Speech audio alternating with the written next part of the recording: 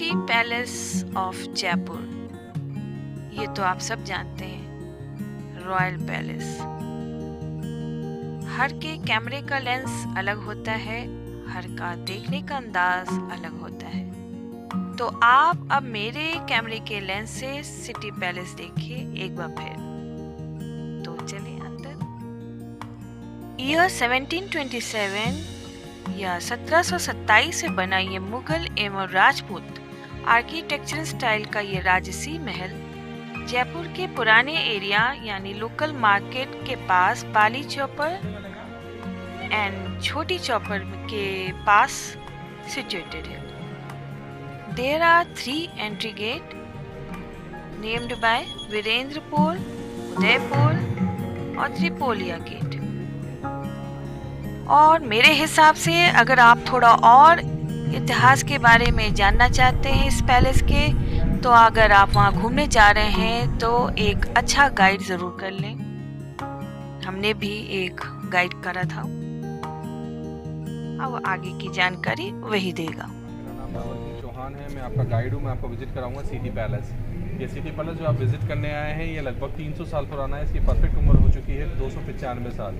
जयपुर को बनाने वाले जो राजा साहब थे उन्हीं के नाम से शहर का नाम रखा गया है जयपुर। महाराजा सवाई जय सिंह जी।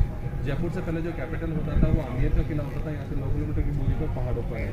11th से 17th सेंचुरी रॉयल फैमिली वहीं रहा करती थी और जब वाटर सप्लाई की प्रॉब्लम हुई तो जयपुर का निर्माण करवाया गया था। जयपुर को बनाने वाले जो आर्किटेक्ट थे उनका नाम था विद्याधर भट्टाचार्य जी और जयपुर को बनाने की जो डेट है वो है 18 नवंबर 1727। रॉयल फैमिली के रहने के लिए वो बिल्डिंग बनाई गई थी जो राजस्थान की पहली 7 स्टोरेज बिल्डिंग है। वो सामने वाली येलो बिल्डिंग, ये 7 मंजिला इमारत जो देख रहे हैं राजस्थान की पहली 7 मंजिला इमारत है। इसमें राज परिवार रहा करता था और आज भी इसमें राज परिवार रहता है स्टिल। अभी जो करंट किंग रहते हैं हमारे, आपका नाम है हिज हाइनेस महाराजा सवाई पद्मनाभ सिंह जी। 41 नंबर की जनरेशन है, 23 वर्ष के हैं और इंडियन पोलो टीम के कैप्टन है। जब राजा साहब जयपुर में प्रेजेंट होते हैं तो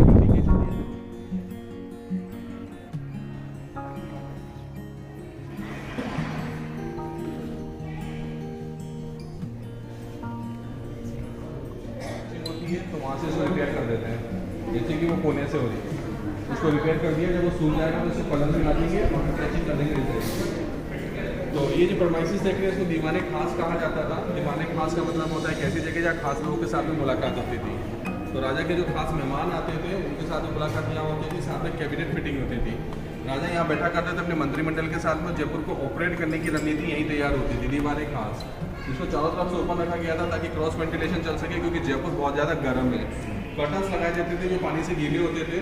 शैंडिलियर्स दिखाए गए हैं जो कि इवनिंग टू मिडनाइट अगर कोई मीटिंग होती थी तो अंधेरे को दूर करने के लिए कैंडल्स लगा दी जाती थी। राजा रिलीजियस और धार्मिक थे, वो पीने के पानी की जगह गंगा जल यूज करते थे, जिनसे ऋषिकेश से गंगा जल लाया जाता था 1 by 1। एक चांदी के जार का वजन 345 किलो बनाने के लिए 28,000 सिल्वर कॉइंस इसको मेल्टेड करके गर्म करके पिघला के इनका निर्माण 1894 में करवाया गया था। तो महाराजा सवाई माधो सिंह जी सेकंड जो थे 9th नंबर के जो रिलीजियस थे गंगा जल पीते थे, उनके लिए गंगा जल प्रोवाइड कराने के लिए इन चांदी के कलशों को यूज लिया जाता था। ऋषिकेश से लाया जाता था गंगा जल। तो ये हमारे गाइड ने कुछ ऐसा बताया कि जयपुर के राजा आज भी जब सिटी में होते हैं तो उनके पैलेस के ऊपर एक झंडा लगा है, वो ऊपर होता है।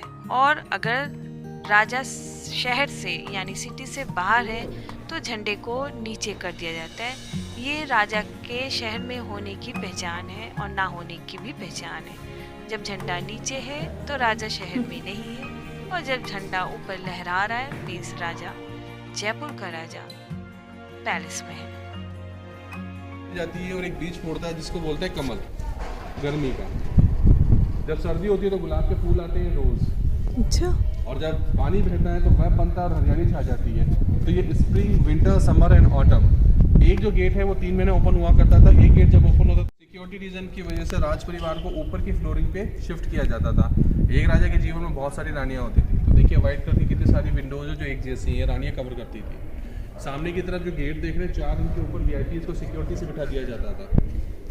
और राजा बैठा करते वो सामने की तरफ किड्स के साथ। छोटी छोटी खिड़कियों से दासियां देखा करती थी। नीचे पुलिस और आर्मी खड़ी होती थी प्रोटेक्शन के लिए। जितने भी कर्टन्स लग रहे हैं ना, ये पर्दे, इनके पीछे की जो एरिया होते थे, इनके अंदर मंत्रिमंडल बैठ सकता था अपने परिवार के साथ में। ऊपर से ओपन होता था, मूनलाइट सनलाइट आती थी और रेड कारपेट कवर किया जाता जिसके ऊपर फ्लोरिंग के ऊपर डांसर डांस करते थे।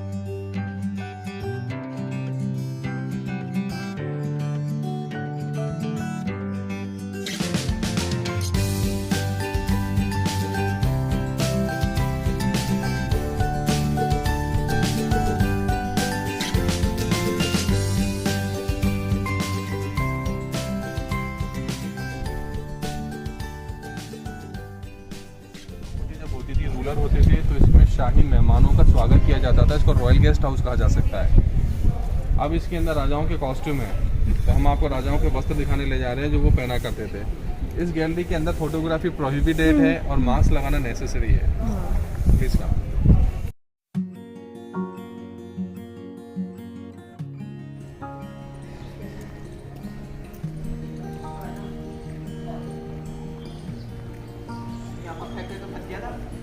सिटी पैलेस में घूमने के लिए आपको बहुत सारे म्यूज़ियम मिलेंगे, जैसे कि एक वस्त्र म्यूज़ियम, शस्त्र museum, art gallery, picture gallery.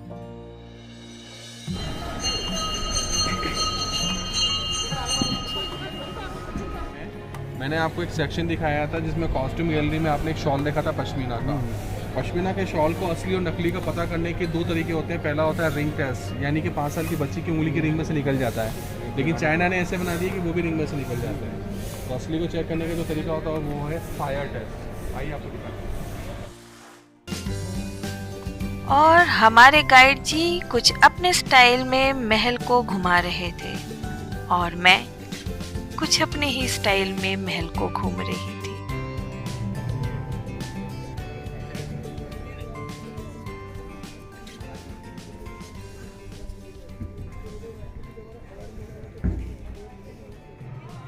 और आप राजस्थान में हो और कठपुतली का नाच ना देखे या सारंगी की मधुर ध्वनि ना सुने, ये संभव नहीं है।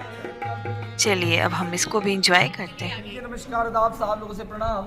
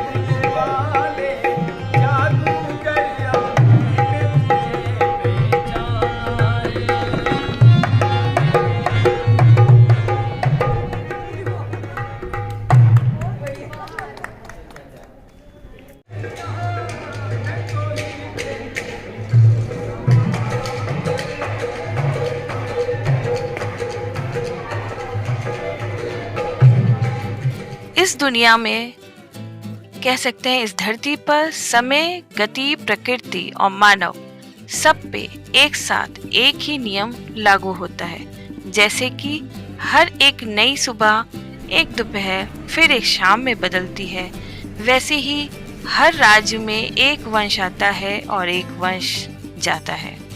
और ये इस जीती जागती धरती पर इस नियम, समय, गति और प्रकृति के साथ सदियों तक चलता रहता है और चलता रहेगा। और यहीं पर हमारी जयपुर की सिटी पैलेस की यात्रा समाप्त होती है।